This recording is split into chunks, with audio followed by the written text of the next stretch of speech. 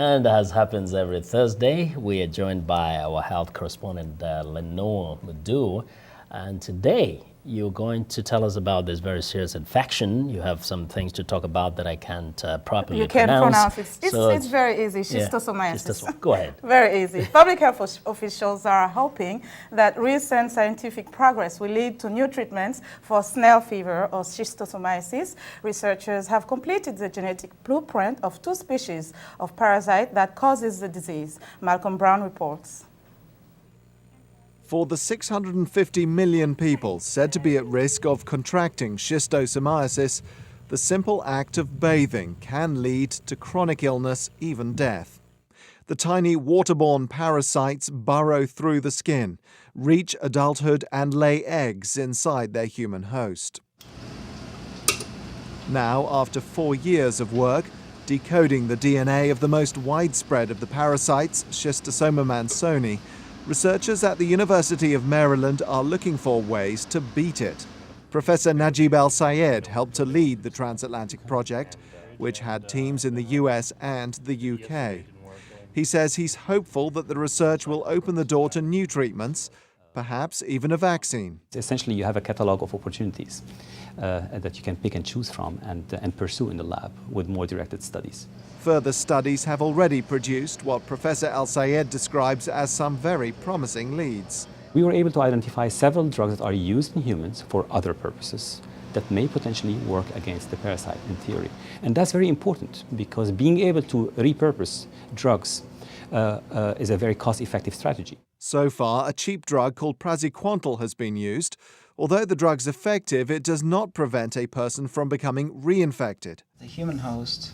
John Rogers works at the National Institute of Allergy and Infectious Diseases, which helped to fund the genetic research.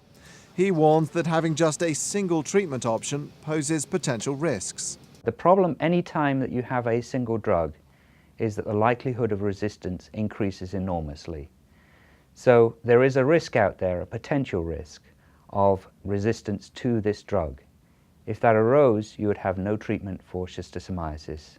Professor El-Sayed and others involved in decoding the genome want to see public-private partnerships formed to build on the work they've done. Certainly investment from governments, from ministries of health, and of course from private entities that hopefully we can convince that we've done most of the work and now the last step is up to them. Even with the work done here at the University of Maryland and elsewhere, scientists caution that it's too early to say how soon a new drug might come along. On the brighter side, the kind of state-of-the-art technology used to work on the genome is making the process faster and cheaper, and that holds the promise that a cure may come sooner rather than later. Malcolm Brown, VOA News, College Park, Maryland. And with us now on the phone to provide more insight is Dr. Peter Hotez, co-founder of the Global Network for Neglected Tropical Diseases and president of the Sabine Vaccine Institute. Dr. Hotez, welcome to the program. Thank you for having me. Let me ask you first, what do you think, let me have your thought on the report we just saw earlier.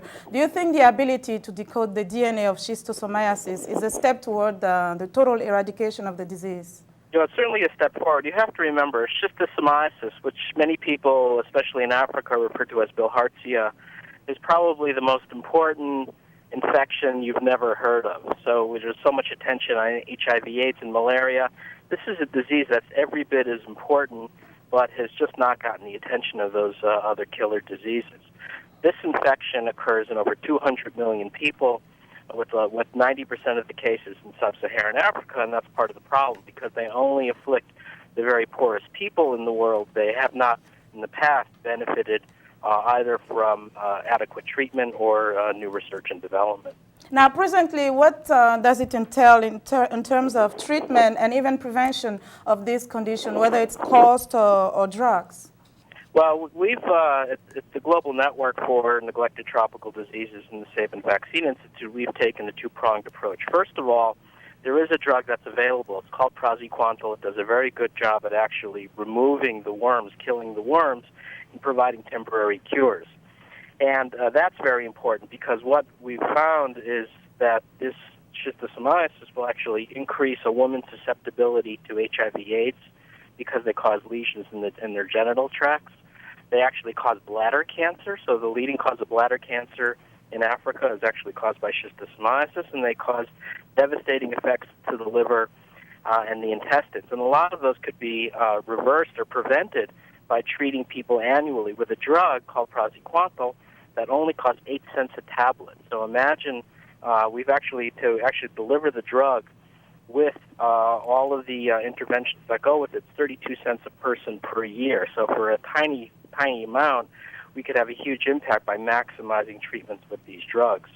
So that's the first pronged approach. The second is a recognition that, as you say in the piece, that we can't simply rely on a single drug, that we need backup control tools. And the other thing that we're doing at the Save and Vaccine Institute is actually developing a vaccine in the long term to prevent schistosomiasis. So we're doing both approaches. Now, schistosomiasis indeed is part of the group of neglected tropical diseases. Tell us why they are being neglected, considering they can be treated. Well, I think one of the problems is there are multiple problems. The biggest one, of course, is they do not occur in the U.S., they do not occur in Europe, they do not occur in Japan. These only afflict the people that we call the bottom billion. That is the billion people in the world who essentially live on no money, less than $1 a day.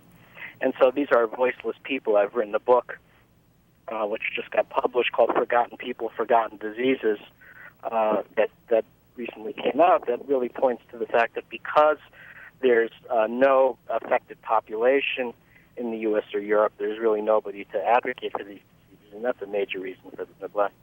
But we know that the cost of prevention and treatment raises, I think, an important question. What is the motivation for governments and pharmaceutical companies to invest in treatment and prevention of these diseases if they are not very much profitable? Well, so the reason for treating large populations is because these are diseases like schistosomiasis not only affect health, they affect education and economic development. So children don't learn in school. So these are actually a stealth reason why the bottom billion can't escape poverty. So by treating these people, we actually help lift people out of poverty. So they're one of the most cost-effective ways for purposes of economic development. So that's a reason why government should care, that we need to figure out a way to build in better how we treat on a mass scale these neglected tropical diseases affecting the bottom billion as part of our U.S. foreign policy, as part of our European foreign policy. The tougher one is research and development. Why would it's one thing for a drug company to donate some of these drugs? And so, for instance, German Merck KGaA, has started donating some of the praziquantel, but only about 5% of what's needed. So what we need are drug companies to really step in and donate more of these drugs, but at the same time do research and development. And there the problem is there's no traditional commercial market for developing new drugs and vaccines. Well, Dr. Hotez, because they only affect the bottom billion. That's all the time, unfortunately, we have. Thank you so much for joining us today. Thank you very much. Well, for more information on these stories, go to voanews.com. And we want to thank you very much, Linord, for joining us today. Indeed. And remember, viewers, to always join Linord Moudou with the latest health news right here on In Focus every Tuesday and Thursday.